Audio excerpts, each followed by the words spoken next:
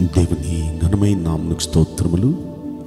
ఈ వాగ్దానం వింటున్న మీకందరికీ మన ప్రభువును ప్రియ రక్షకుడైన యేసుక్రీస్తు నామములో శుభములు, మా హృదయపూర్వకమైన వందనములు తెలియచేస్తున్నాం. ఈరోజు దేవుని వాగ్దానం యెషయా గ్రంథం 45వ అధ్యాయము 1వ వచనం. నీ పక్షమున జనములను జయించుటకు నేను నీ కుడి చేతిని పట్టుకొనుచున్నాను. ఈ మంచి వాగ్దానం వింటున్న మనందరి వెనుకడిలో మన మంచి దేవుడు నెరవేర్చునుగాక. ఆమేన్. ప్రియ దైవ జనాంగమా, ఈ వాగ్దానం వినండి. ఆయన మన పక్షాన మనకు విజయం ఇవ్వటానికి మన కుడి చేతిని ఆయన పట్టుకున్నారంట. మనకు విజయం ఇవ్వటానికి మన కుడి చేతిని పట్టుకున్నారంట. నిజంగా ఆయన మన కుడి చేతి పట్టుకుంటే ఎప్పుడు విజయమేగా. రాజుల 2వ గ్రంథంలో 18వ అధ్యాయంలో 7వ వచనంలో మనం చూస్తే, కావున యెహోవా అతనికి తోడుగా ఉండెను, తాను వెళ్ళిన చోటెల్లా అతడు జయం పొందెను అని హిజ్కియా అనే రాజు గురించి మనం చూస్తాం. 100% హిజ్కియా దేవునికి ఇష్టమైన భక్తుడు, దేవుని యందు ఎంతో విశ్వాసం ఉంచిన భక్తుడు, దేవునికి నిష్ఠగా దేవుని భక్తి చేసి దేవుని వాక్యాన్ని అనుసరించి వాక్యానుసారంగా జీవించే భక్తుడు. అంత మాత్రమే కాదు, దేవుణ్ణి హత్తుకొని వెంబడించిన భక్తుడు. 6వ వచనంలో మనం చూస్తాం, 2వ రాజుల గ్రంథం 18వ అధ్యాయంలో, యెహోవాను వెంబడించుటకు అతడు హత్తుకొని వెంబడించాడు. అలా దేవుణ్ణి హత్తుకొని వెంబడించాడు.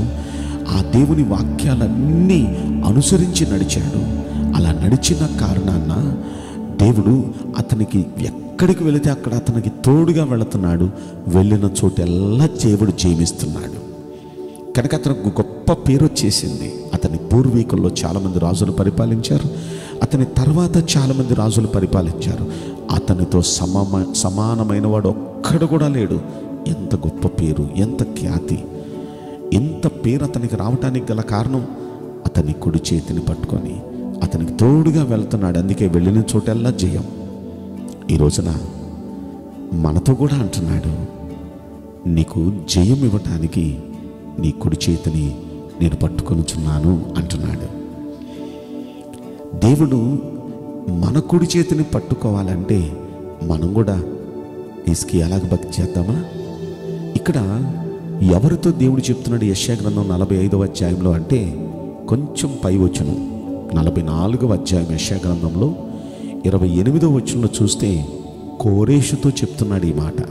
కోరేషు అనే రాజుతో ఆయనతో చెప్తూ అక్కడ అంటాడు, నా మంద కాపరి, నా చిత్తమంతయు నెరవేర్చేవాడా అని చెప్తున్నాడండి దేవుడు. అంటే ఈ కోరేషుతో ఎందుకు చెప్తున్నాడంటే, కోరేషు ఆయన మందను కాపాడుతున్నాడు. అంటే ఆయన ప్రజలను, దేవుని పిల్లలను కాపాడుతున్నాడు. కాపాడటమే మాత్రమే కాదు, దేవుని చిత్తమంతా నెరవేరుస్తున్నాడంట. దేవుడు ఏమైతే ఉద్దేశించాడో దేవుని చిత్తమంతా నెరవేరుస్తున్నాడు. అలా నెరవేర్చిన కారణాన ఇప్పుడు అంటున్నాడు 45వ వచనంలో, నీ పక్షాన జనాల్ని జయించడానికి నేను నీ కుడి చేయి పట్టుకుంటాను. అంత మాత్రమే కాదు, నేను నీ కోసం తలుపులు తీస్తా.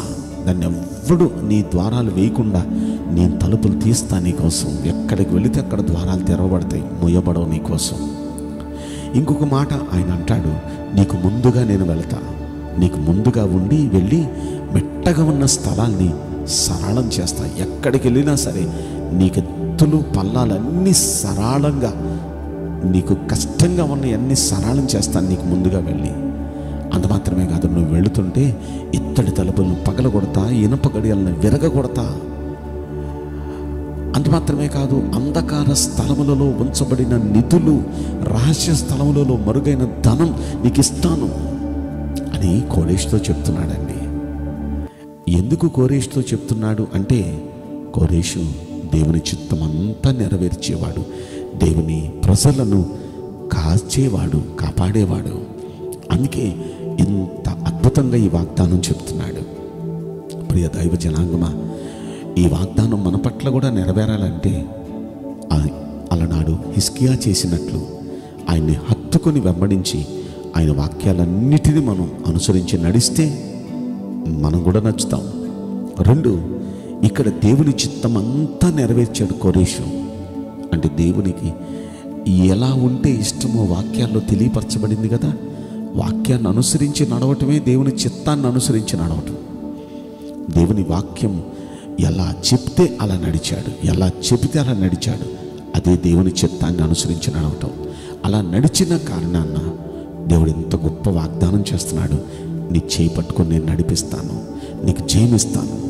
ఈ రోజున వింటున్న మనందరం అలనాడు కోరేషులాగా, అలనాడు హిజ్కియాలాగా మనం జీవించగలిగితే ఎంత బాగున్ను. అలా జీవిస్తూ ఆయన చిత్తాన్ని నెరవేరుస్తూ ఆయన్ని హత్తుకొని వెంబడించి ఆయన వాగ్దానాలన్నీ ఆయన వాక్యాలన్నీ నెరవేరుస్తే ఖచ్చితంగా మన చేపట్టుకొని కూడా నడిపిస్తాడు. మనకు కూడా అన్ని విషయాల్లో జీవిస్తాడు. వింటున్న ప్రతి ఒక్క వ్యక్తికి దేవుడిచ్చునుగాక. ఆమేన్. నేను మీకోసం ప్రార్థన చేయబోతున్నాను.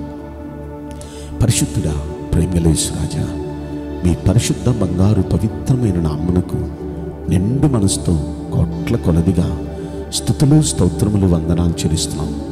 ఈ వాగ్దానం వింటున్న ప్రియుల జీవితంలో దయచేసి ఈ వాగ్దానం నెరవేర్చి కృప చూపించండి అయ్యా. నీ బిడ్డలకు వారి చేయి మీరు పట్టుకొని నడిపించి వారికి జయం అనుగ్రహించమని ఈ కొద్ది మనవులు నజరేయుడైన యేసుక్రీస్తు ప్రశస్తమైన నామములో మిక్కిలి వినయముతో ప్రార్థించి బ్రతిమలాడి వేడుకుంటున్నాం ప్రియ పరలోకపు తండ్రి.